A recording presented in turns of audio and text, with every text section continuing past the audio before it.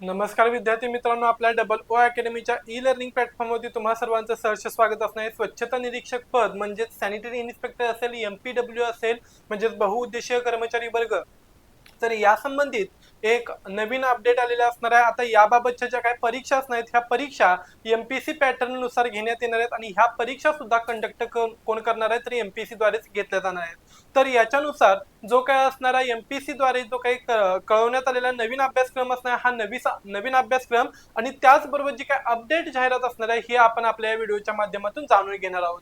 चला तर मग जाणून घेऊया स्वच्छता पदभरती किंवा स्वच्छता निरीक्षक पदभरती 2026 यामध्ये MPC पॅटर्न नुसार काय बदल करण्यात आलेला आहे। तत्पूर्वी MPC द्वारे हे एक काय असणार, MPC कडे काय करण्यात आले असणार, तर प्रामुख्याने एक परिपत्रक करण्यात आलेलं असणार। यामध्ये महाराष्ट्र शासन याद्वारे बघा, तर यामध्ये केंद्र किंवा महाराष्ट्र शासनाने मान्यता दिलेल्या विद्यापीठ किंवा त्याचबरोबर विद्यापीठांशी संलग्न यांमधून स्वच्छता निरीक्षक पदविका असेल, त्याचबरोबर प्रमाणपत्र धारकांना सार्वजनिक आरोग्य विभागांतर्गत बहुउद्देशीय आरोग्य कर्मचारी असेल, आरोग्य निरीक्षक असेल आणि आरोग्य पर्यवेक्षक या व तत्सम पदांसारख्या पदभरतीसाठी काय करता येणार आहे, तर पात्र ठरवण्यात आलेलं असणार आहे।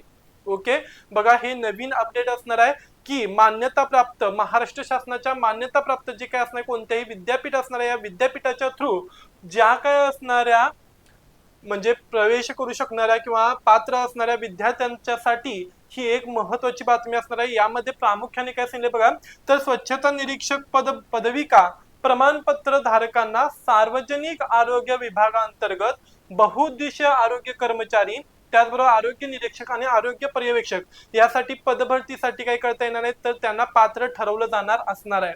चला तर मग याविषयीची आणखी माहिती जाणून घेऊया। मग हे जे काय असणार बहुउद्देशीय आरोग्य कर्मचारी असतील, त्याचबरोबर आरोग्य पर्यवेक्षक असतील आणि त्याचबरोबर सॅनिटरी इन्स्पेक्टर म्हणजेच स्वच्छता निरीक्षक, हे जे काही सर्व पदे असणार या पदांसाठी प्रामुख्याने जो काय असणार आहे इन्स्पेक्टर या पदासाठीचा अभ्यासक्रम सविस्तर पद्धतीने बघायचा आहे। तर प्रामुख्याने याचे दोन भाग असणार आहेत, एक असणार आहे तांत्रिक आणि दुसरा असणार आहे अतांत्रिक। म्हणजेच एक सब्जेक्ट असणार हा टेक्निकलचा असणार आहे, तर दुसरा सब्जेक्ट हा काय असणार आहे, तर नॉन टेक्निकलचा असणार आहे।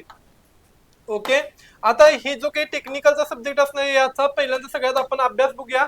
तर तांत्रिक विषय म्हणजेच टेक्निकल सब्जेक्ट असणार आहे, यामध्ये परीक्षेचा सगळ्यात महत्त्वाचा भाग असणार आहे, जो आपल्या सॅनिटरी इन्स्पेक्टर पदाचा जो काही असणारा डिप्लोमा कोर्स असणार, या कोर्सचा बहुतांशी पार्ट या ठिकाणी बघायला मिळतो, ज्यामध्ये परिचय आणि आरोग्य शिक्षणाचे महत्त्व, रोग आणि त्यांचा प्रसार म्हणजेच रोग प्रतिबंधक उपाय असेल, पाणी पुरवठा व्यवस्थापन, पाण्याचे स्रोत, पाणी शुद्धीकरणाच्या प्रक्रिया, वितरण, दूषित पाणी आणि त्याचबरोबर त्याचे परिणाम असेल, घन कचरा किंवा जो काही असणार आहे घन टाकाऊ कचरा असणार आहे, या कचऱ्याचं व्यवस्थापन, वाहतूक असेल, कचरा गोळा करण्याची प्रक्रिया असेल, पुनर्वापर, खत निर्मिती आणि शास्त्रोक्त काय असणार आहे डम्पिंग पद्धती, त्याचबरोबर अजून काय असणार लँड फिलिंग साइट्स वगैरे असणार आहेत, सांडपाणी व्यवस्थापन, ओके, म्हणजे जे काय स्वेग वॉटर अँड काय असणार आहे मॅनेजमेंट असणार, ज्याच्यामध्ये ड्रेनेज सिस्टीम, मल निस्सारण, सांडपाणी प्रक्रिया यांचा समावेश असणार आहे।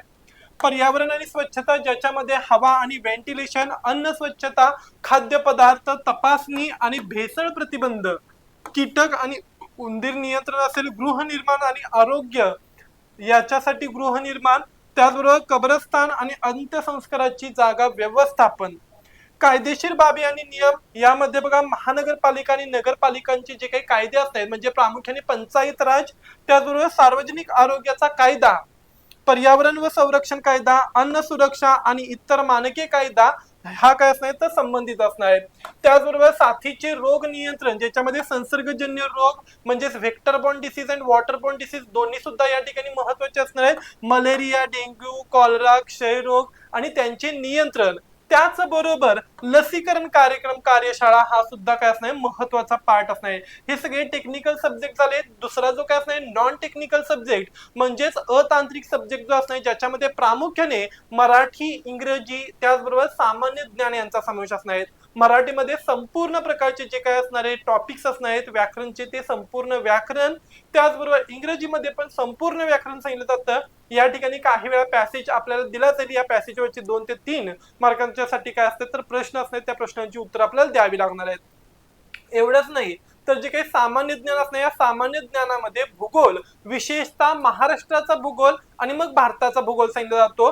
त्याचबरोबर महाराष्ट्राचा, विशेषतः महाराष्ट्राचा इतिहास आणि त्याचबरोबर भारताचा इतिहास असेल. त्याच्यानंतर विज्ञान, ज्याच्यामध्ये जीवशास्त्र, रसायनशास्त्र आणि भौतिकशास्त्र ह्या तिन्ही विज्ञानाच्या शाखांचा समावेश करण्यात आलेला असणार आहे. त्याचबरोबर पंचायत राज, ग्रामीण प्रशासन, त्याचबरोबर भारतीय संविधान आणि काय सांगितलं जातं तर बौद्धिक चाचणी म्हणजेच इंटेलिजन्सी वगैरे असणार आहेत आणि गणित बुद्धिमत्ता या सगळ्यांचा समावेश सामान्य ज्ञान या सब्जेक्ट मध्ये करण्यात आलेला असणार आहे.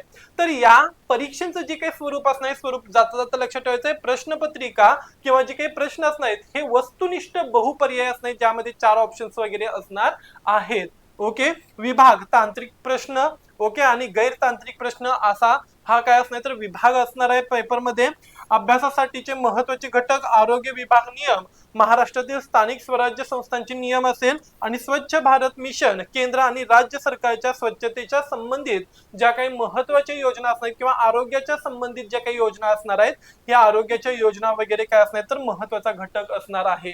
आता जाहिरात येण्याची शक्यता बघा तर नगर परिषद प्रशासन संचालनालय म्हणजेच DMA याद्वारे महाराष्ट्र नगर परिषद प्रशासन कायदा सरसंचालनामार्फत गट क या संवर्गातील स्वच्छता निरीक्षकाच्या पदांच्यासाठी रिक्त जागा भरण्यासाठी 2025-26 म्हणजेच प्रामुख्याने 26 या वर्षात नवीन जाहिरात येण्याची शक्यता वर्तवण्यात आलेली असणार आहे. नगरपालिका आणि नगरपंचायतींमध्ये 3000 पेक्षा जास्त पदे रिक्त असल्याची काय असणार तर माहिती आपल्याला अहवालमध्ये दिसून आलेली असणार आहे. तर अशा बाबत काय असणार आहे तर वेगवेगळ्या, आता बघा लक्षात ठेवायचं आहे, ऍड कधी पडेल, केव्हा पडेल किंवा जाहिरात कधी होईल, तर याबाबतची शक्यता सगळ्यात महत्वाची कुणावरती अवलंबून असणार तर प्रत्येक जिल्ह्याच्या नगर परिषदा, नगरपंचायती, झेडपी आणि महानगरपालिकांच्या वरती डिपेंड्स असणार आहेत. त्यांच्या आस्थापनांचा प्रश्न असणार आहे, तर ते स्वतःच्या आस्थापनांचा अभ्यास करून किती पदं भरायची हा त्यांचा पूर्णतः काय असणार आहे, त्यांचा स्वतःचा निर्णय असणार आहे. ओके, आणि मग त्यानुसार प्रत्येक जिल्ह्याच्या काय असतात तर स्वतःच्या वेगवेगळ्या दिवशी काय पडतील याबाबतच्या ऍड पडतील. लक्षात ठेवायचं जून किंवा जुलै, आता प्रामुख्याने जुलै महिन्यामध्येच काय सांगितलं किंवा ह्या जून महिन्याच्या एंडिंग पर्यंत थोड्याफार ठिकाणच्या काय असणार MPW आणि SIच्या काय निघतील तर पोस्ट निघतील, त्यामुळे व्यवस्थित काय राहायचे असणार अपडेट ज्या काही बातम्या असणार त्या बघत राहा. आणि सगळ्यात महत्वाचं TCS आणि IBPSच्या लेवलला जाऊन क्वेश्चन पेपरचा काय करायचा अभ्यास करा.